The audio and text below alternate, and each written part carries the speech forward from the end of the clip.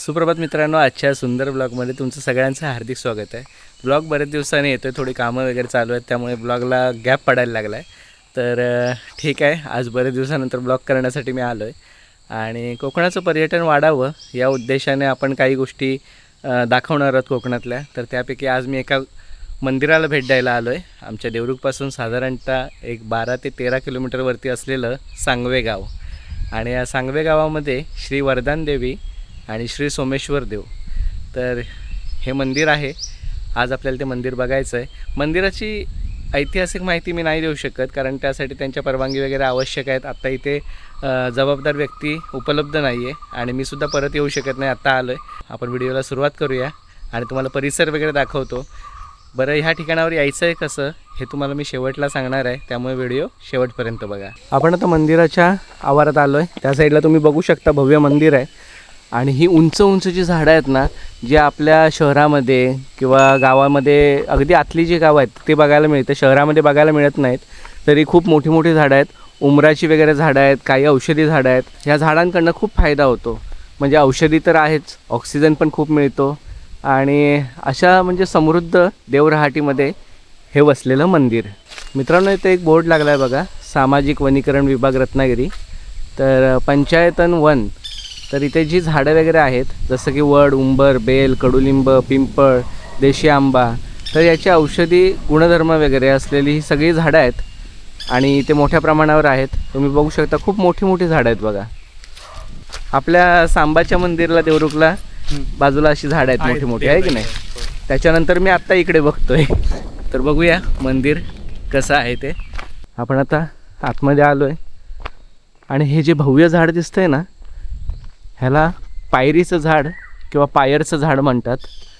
फारशी माहिती नाही आहे मला झाडाबद्दल, पण खूप भव्य असं झाड आहे बघा, खूप भव्य। म्हणजे त्याचा घेर आहे ना जवळपास 150-200 फुटाचा एरिया कवर करतं आहे आणि सुंदर असं बघा ह्या परिसराला त्या झाडाची सावली पण आहे। अजून एक तिकडे पायरचं झाड आहे। बरीचशी झाडं आपल्याला माहिती नाही आहेत। हे जांभळीचं झाड आहे, हां, ते त्याच्या बाजूला हे शेवर, हां, तो भेला, म्हणजे त्याला भेडा म्हणतात औषधी भाषेत। हां, ते आपला म्हणजे औषधी उपयोग होतो त्याचा। तो आपला देशी आंबा, म्हणजे कुठला?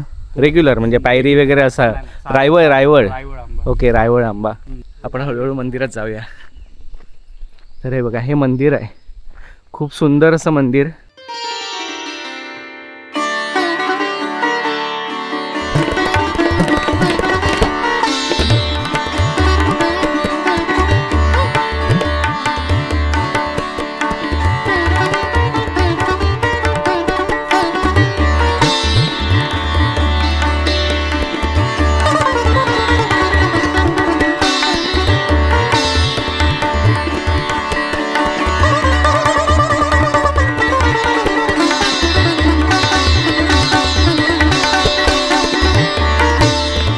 मित्रांनो, मंदिरामध्ये आपण जेव्हा प्रवेश करतो तर प्रवेशाच्या आधी आपल्याला एक सुंदर तुळस बघायला मिळते, जी की कोकणातल्या चिराने बनवलेली आहे आणि खूप आकर्षक असं त्याचं नक्षीकाम आणि भली मोठी तुळस हे आपल्याला इथे बघायला मिळेल। बघू शकता सगळ्या मंदिराचं कामसुद्धा चिऱ्यामध्ये झालं आहे, जो आपला कोकणामध्ये लाल चिरा आढळतो। आपल्याकडे बऱ्याच खाणी आहेत कोकणामध्ये लाल चिऱ्याच्या, तर त्याचा पुरेपूर इथे उपयोग केलेला आहे आणि लाल चिऱ्यापासून हे मंदिर उभारलं आहे। त्याला जांबा दगड पण म्हणतात। हां, तर अशा जांभ्या दगडापासून, लाल चिऱ्यापासून हे उभारलेलं मंदिर। आणि बघा इथे तुम्ही मस्तपैकी अशा पायऱ्या गेल्यात आणि इकडे आहे ना हे पाणी जातं, इकडे पाय धुवायला ॲक्च्युली केलेलं आहे, तुम्हाला दाखवतो मी। हे बघा, त्या बाजूला नळ आहे आणि तिकडनं तिथे तुम्ही पाय धुवू शकता। हे जे पाणी आहे हे इकडनं इकडे असं मंदिराच्या बाजूने पलीकडे दिसतं। आता आपण आतमध्ये जाऊया।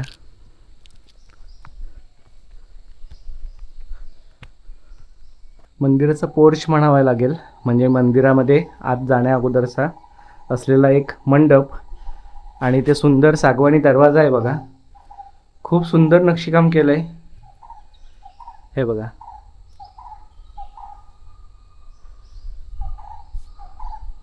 इकडे गणपती बाप्पाचं कोरीव काम केलं आहे, दोन्ही बाजूला कलश आहेत बघा आणि हे सुंदर नक्षीकाम आहे बघा।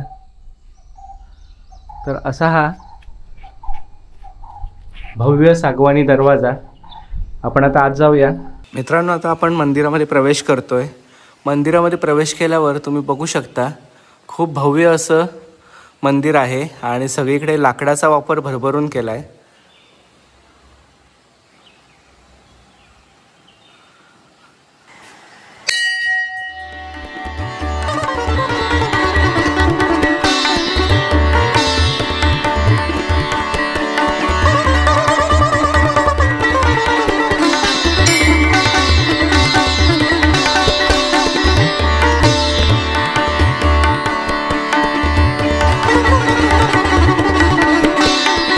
श्री सोमेश्वर देवांची इथे पिंड आहे. तर नंदी महाराज सुद्धा असणारच. तर इथे नंदी महाराज विराजमान झालेले आहेत, तुम्ही बघू शकता.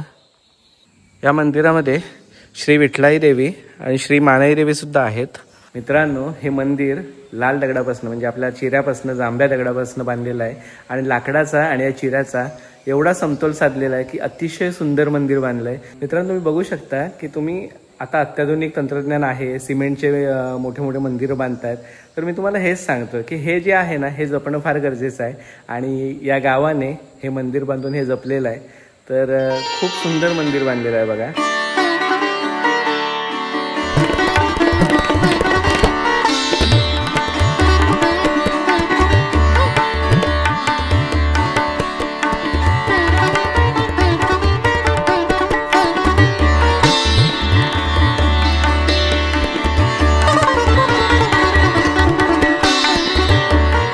मित्रांनो, बघू शकता तुम्ही वरती कौलं घातलेत आणि स्लॅब वगैरे काही वापर केलेला नाही आहे. कौलं आहेत आणि कौलंसुद्धा लाकडी वासांवरती म्हणजे चिरीव लाकूड वापरलेलं आहे आणि खूप सुंदररित्या लावलं आहे बघा.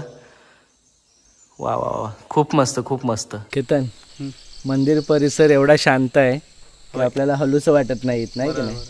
खूप शांत, खूप हवेशीर आहे, खूप गारवा आहे इथे. आणि ही जी मोठी मोठी झाडं आहेत ना, ह्याच्यामध्ये खरोखर सांगतो एवढं गार वाटतंय ना, खतरनाक खतरनाक एकदम. आज तुम्ही बघितलं मंदिर सांगवे गावातलं. तर इथे कसं यायचं तुम्हाला मी आता सांगतो.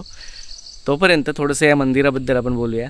मित्रांनो, कोकणामध्ये अशी बरीच जुनी मंदिरं आहेत. पण आता काय झालं मला माहिती नाही. बरेचसे लोक काय करतात की ती पाडतात, है की नाही, आणि अत्याधुनिक म्हणजे अगदी सिमेंट वॉल वगैरे किंवा अत्याधुनिक स्ट्रक्चरनं ते बांधतात. कॉन्क्रिटीकरण झालेलं आहे सगळं आणि ते बांधतात. त्यामुळे काय होतं माहिती आहे का, जे जुनं मंदिराची आपली जी कोकणातली संस्कृती आहेत, जी संस्कृती आहे आपल्या मंदिरांमधनं पण दिसते, तर ती नाहीशी होत चालली. या गावाने हे खूप छानरित्या जपलं आहे आणि मला अभिमान वाटतो की लाल चिऱ्यापासून म्हणजे आपल्या कोकणातल्या मिळणाऱ्या लाल चिऱ्याचा पुरेपूर वापर, सागवानी लाकडाचा वापर खूप छान पद्धतीनं केला आहे. आणि एवढं सुंदर मंदिर आपल्या गावापासून फक्त देवरुखपासून 12-12.5 किलोमीटरवरती आहे. जर तुम्हाला हे मंदिर बघायला यायचं असेल तर तुम्ही देवरुखवरनं इथे मोजून एक 15-20 मिनटात येऊ शकता. ते इथं बसल्यावर आहे ना, निसर्गातले जेवढे पक्षी आहेत ते बहुतेक इथेच असावेत आणि ते सगळ्यांचा किलबिलाट आपल्याला ऐकायला येतोय असं काहीसं हे वातावरण. आणि मला वाटतं सुतार पक्षीचा मोठा आवाज आहे. तर सुतार पक्षी ओरडतोय मोठमोठ्याने. तर ते एक भारी वाटतं एकदम. खूप खूप भारी फिलिंग आहे ते. ही मोठी मोठी झाडं, ही देवराहाटी आणि हे सुंदर मंदिर जर तुम्हाला पाहायचं असेल तर मित्रांनो, सांगवे गावामध्ये या मंदिराला नक्की भेट द्या. अजून मी आपल्या सगळ्या कोकणवासियांना नक्की सांगेन, आवर्जून सांगेन. तर आत्ताची जी अत्याधुनिक मंदिर तुम्ही बांधताय, म्हणजे जुनी मंदिरं पाडून नवीन नूतनीकरण करताय, तर कृपया आपल्या मंदिराची संस्कृती जी जुन्या मंदिरांमधून दिसत होती ती नवीन मंदिरातनं सुद्धा दिसू द्या आणि त्या पद्धतीचीच मंदिरं बांधा, जेणेकरून आपल्या कोकणाची संस्कृती ही येणाऱ्या पिढीला नक्की माहिती पडेल. आणि झाडं वगैरे तोडू नका मित्रांनो. आज इथं तुम्ही बघू शकता या जागेवरती आहे ना, खूप मोठी मोठी झाडं आहेत. आज त्यांची सावली काय सुखद अनुभव देते ना, तुम्हाला शब्दात नाही सांगू शकत. तर मित्रांनो, मंदिर तर तुम्ही बघितलं. आता तुम्हाला प्रश्न पडला असेल इथे जायचं कसं, तर तुम्हाला मी लगेच लोकेशन सांगतो. देवरुखमध्ये जर तुम्ही आलात तर देवरुखमधनं तुम्हाला पहिलं जायचं आहे कोसुममध्ये आणि कोसुम नंतर तुम्हाला एक फाटा लागतो, त्याचं नाव तामाने. तर तिकडनं तुम्हाला लेफ्ट घ्यायचं आहे कोसुममधनं आणि तामानेला जायचं आहे. तामानेमध्ये गेल्यावर सुद्धा तामाने गावातनं तुम्हाला लेफ्टला जायचं आहे आणि तिथून लेफ्ट मारल्यावर बराचसा रोड तुम्हाला सरळच जायचं आहे आणि सरळ गेल्यावर तुम्हाला एक फणसट फाटा येईल, तिथून तुम्हाला राईट घ्यायचा आहे. मित्रांनो, आजचा ब्लॉग तुम्हाला कसा वाटला मला कमेंट करून नक्की सांगा. बरेच जण आपले व्ह्यूअर्स आहेत पहिल्यापासून, पण चॅनलला त्यांनी अजूनही सबस्क्राईब केलेलं नाही आहे. तर त्याने चॅनलला सबस्क्राईब करा. नवीन जे व्ह्यूअर्स आहेत त्यांनी सुद्धा चॅनलला सबस्क्राईब करा. ब्लॉग आवडला असेल तर एक लाईक करा आणि एक छोटीशी कमेंट टाकायला अजिबात विसरू नका. ब्लॉग जास्तच आवडला असेल तर आपल्या मित्रांमध्ये सुद्धा शेअर करा. पुन्हा एकदा एका नवीन ब्लॉगमध्ये भेटू. तोपर्यंत बाय बाय बाय.